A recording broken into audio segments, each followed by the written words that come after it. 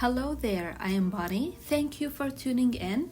Today's video is a nice little painting session where I'll show you how I painted this leopard with some leaf motif back all the way from my February setup, and it is relatively easy, so grab your paints and paint with me.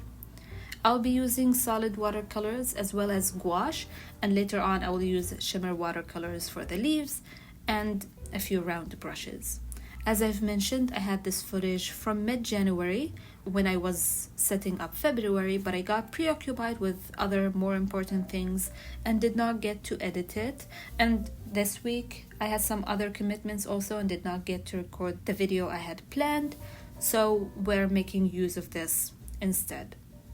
As you saw, I had printed the inspo image in the size I wanted and traced it using carbon paper into my journal with a empty jelly roll, and the notebook I'm using is a Strathmore toned gray notebook. I do recommend using some type of colored paper for this illustration so that the white of the animal's pelt shows up well and pops off the page, which I don't believe is possible with white paper. Well, there is a certain charm to white animals done on white paper, but that's just not what I was going for in this instance.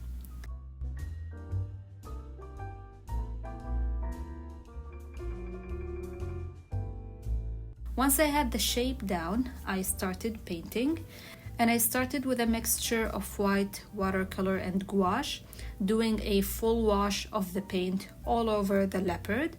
I wanted the look of watercolor, but also getting an opaque layer would take too many layers with a lot of drying time in between, so I sped the process by mixing it with gouache to get the results I desired. I think I did maybe 4 or 5 layers here.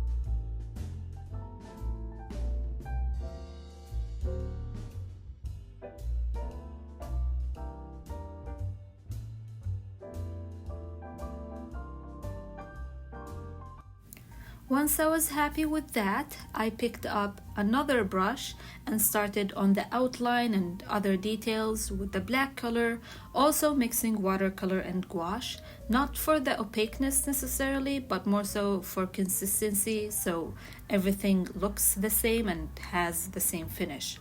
This is where I started to learn that small details and thin lines are sometimes best done with a larger brush.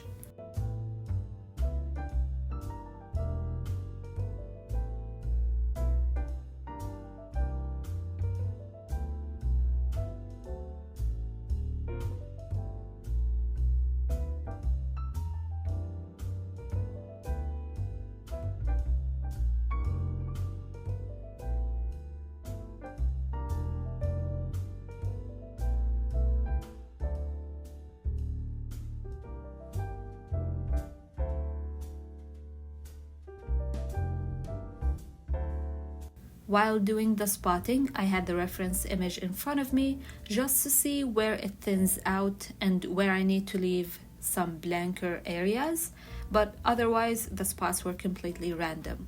I used the same brush that I did the outlines with, and you want to have enough pigment on the brush to get even spots right away with minimal pressure, but your brush should be only slightly wet. You do not want to tap the brush and leave a watery blob on the page. Of course, if that happens, dab it dry with a paper towel and fix the area around it. So definitely test the consistency on some spare paper, and if it was too wet, dab the brush on some paper towel, and if the paint is too dry, then just slightly dip it in some water and test the weight of your dabs to get the look you want. This is the part that always scared me about leopards and spotted animals in general, because I was afraid I would obsess over it way too much, and I was afraid I wouldn't be able to randomize the spots enough. But it turned out to be the easiest, most fun part. The way I shaped the spots themselves is, for the most part, I let the bristles of the brush shape the spots, so pressing down whatever shape the bristles gave me is the shape of that spot. Sometimes I fixed it, sometimes I did 2 spots and joined them together, and in my head I was doing almost of a crescent or parenthesis shape.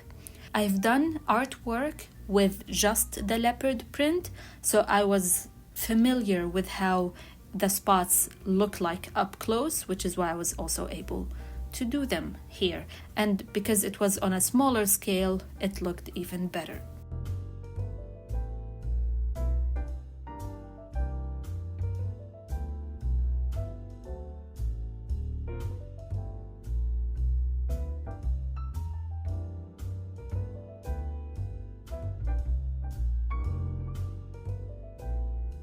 Then, to add some depth, I dipped the brush in the white paint to get a grayish shade and added some shadows to the ears and top of the head and other areas too, and then went with a clean wet brush to clean up what I just did slightly.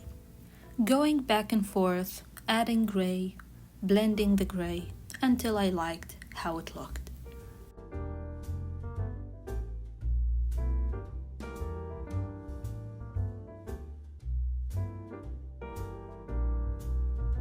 Lastly, the leaf motif was straightforward enough.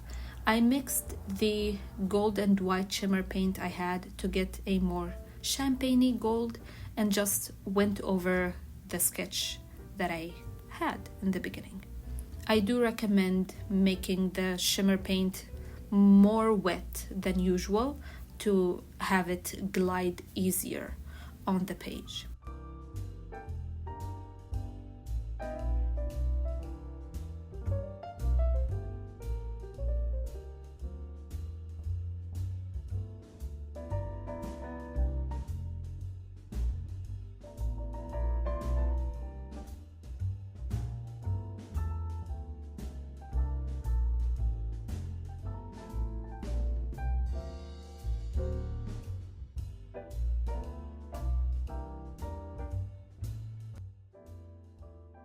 But this is it for this paint with me session.